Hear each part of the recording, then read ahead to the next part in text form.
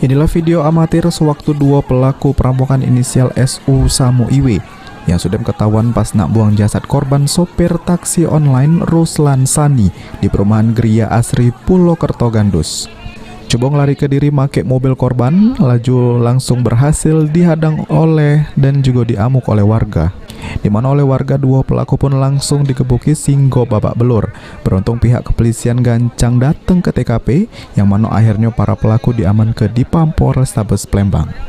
Kapolrestabes Palembang Kombes Pol Anom Setiadi yang dikonfirmasi terkait kejadian ini benar ke pelaku yang sudah melakukan perampokan sama pembunuhan terhadap sopir taksi online Ruslan Sani. Ini sudah diamankan di Mapolrestabes Palembang. Dan sudah kami lakukan penangkapan. Jadi total apa yang sudah dikerjakan kepolisian, dua pelaku sudah kami tangkap.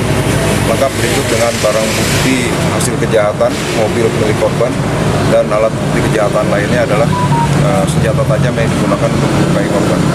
Kemudian dari perlukaan fisik sementara nanti akan dilakukan visum lebih lanjut. Korban mengalami kekerasan benda tajam di beberapa bagian tubuhnya.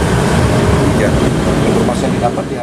Sampai main hari pihaknya masih melakukan pemeriksaan secara intensif terhadap pelaku. Abidin Riwanto, Pal TV. Nak bawa bunyinya.